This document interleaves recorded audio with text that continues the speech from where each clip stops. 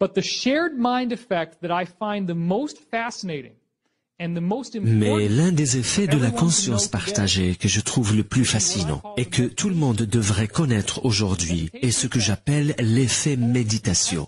L'effet méditation a été proposé et testé par Maharishi Mahesh Yogi, le même Maharishi à qui les Beatles ont rendu visite à la fin des années 60. Et c'est d'ailleurs la raison même pour laquelle il est devenu célèbre. Le Maharishi était de ceux qui croyaient qu'il suffisait de réunir et de faire méditer dans la même pièce la racine carrée de 1% de la population mondiale pour influencer tous les habitants de la planète.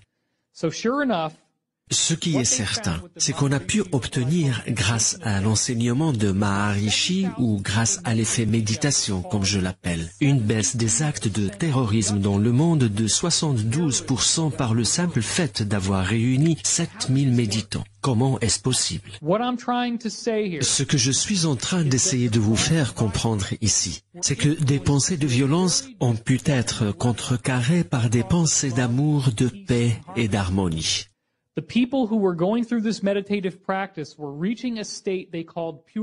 En méditant, ces gens réussissaient à se mettre dans un état de pure conscience, un état d'extrême béatitude et de paix. Et lorsqu'on atteint un tel état de conscience, il y a, semble-t-il, comme un effet de contagion qui se propage à tous les esprits de la planète.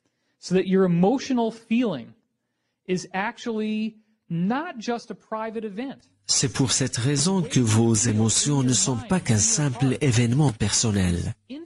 Vos pensées et vos émotions sont influencées par le monde extérieur, à tel point que 3 personnes sur 4 dans le monde ont décidé de ne pas prendre un pistolet et commettre un acte violent, de ne pas faire exploser une valise pleine de bombes, de ne pas faire écraser au sol un avion, de ne pas foncer dans un mur ou de commettre tout autre acte susceptible de provoquer destruction et désordre.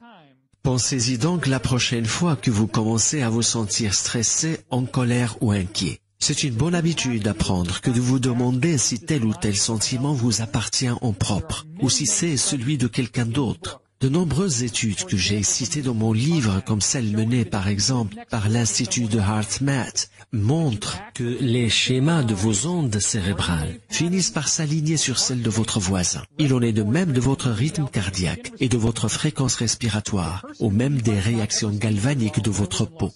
Quand bien même s'agirait-il de quelqu'un à qui vous n'aviez jamais adressé la parole, car pensez-vous que les murs puissent être un obstacle au champ unitaire? Évidemment que non. Le champ unitaire traverse les murs sans problème.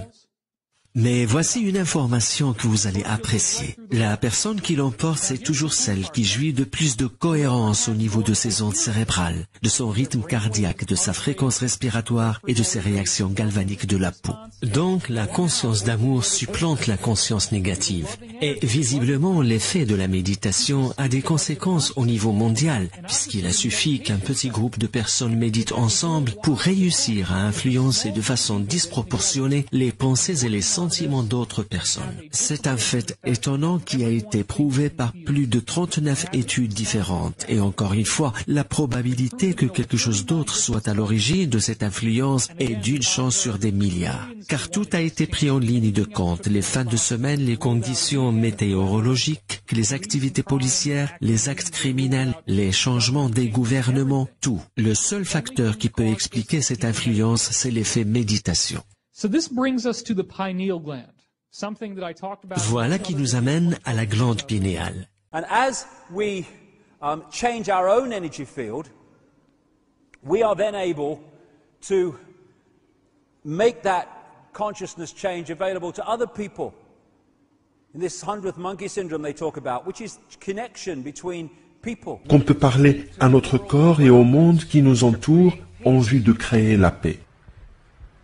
In the early 1980s, Israel and Lebanon were in the first. Au début des années 90, une première guerre a éclaté entre Israël et le Liban. Des chercheurs américains ont mené alors des expériences au Moyen-Orient. Ils ont entraîné des individus à ressentir le sentiment de la paix et à l'imaginer comme étant déjà une réalité. L'expérience a été menée par les chercheurs Orme, Johnson, Alexander, Davis, Chandler et Larry Moore. Elle a été baptisée Projet international pour la paix au Moyen-Orient.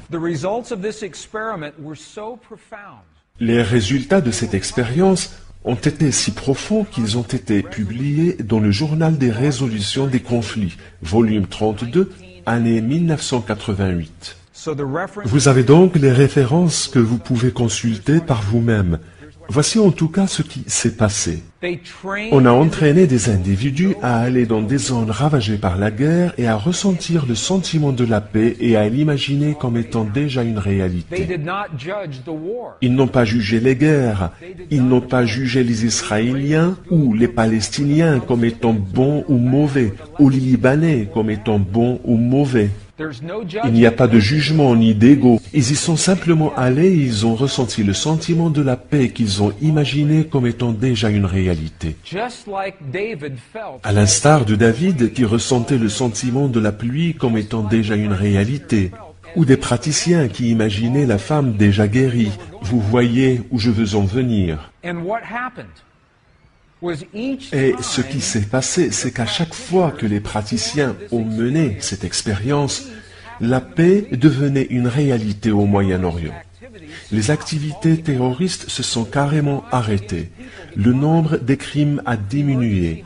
Les visites aux urgences ont diminué. Le nombre des accidents de la route a baissé. Et lorsque les praticiens arrêtaient de ressentir la paix lors de leur expérience, toutes les statistiques s'inversaient et tout redevenait comme avant. Les expérimentateurs se sont dit, bien, tout cela est peut-être dû à une coïncidence. C'est peut-être dû aux vacances ou à la pleine lune ou au nombre des gens dans les rues, plus élevé aujourd'hui par rapport à hier.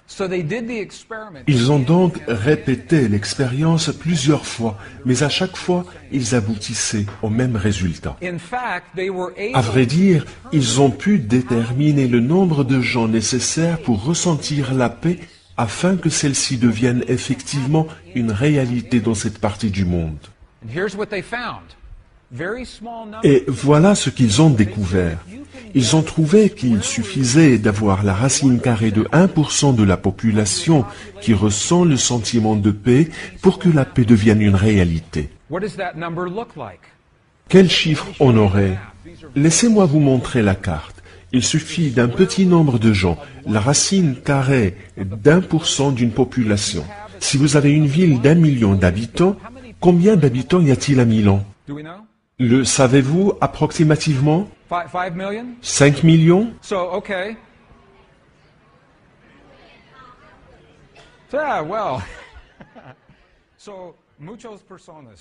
Beaucoup de monde en tout cas. Bien, si vous avez une ville d'1 million d'habitants, voici comment la formule marche. Vous prenez le nombre total des gens que vous multipliez par 1%, donc 1 million fois 0,1, cela fait 1000 personnes. D'accord? Maintenant, vous soustrayez la racine carrée de 10 000 et ça donne 100 personnes. Dans une ville d'1 million d'habitants, s'il y a 100 personnes qui connaissent le langage de la paix, ils peuvent faire cette expérience. Qu'est-ce que cela signifie pour notre planète? Regardons notre planète. Il y a un peu plus de 6 milliards d'habitants sur notre planète, ou plutôt 6 milliards et demi.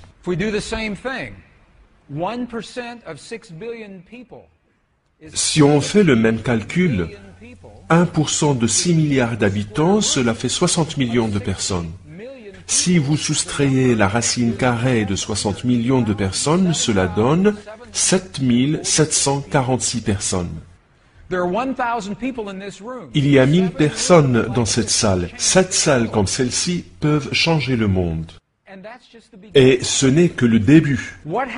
Que se passerait-il si beaucoup de gens se mettaient ensemble sur Internet, sur la toile mondiale, pour coordonner et créer cette paix?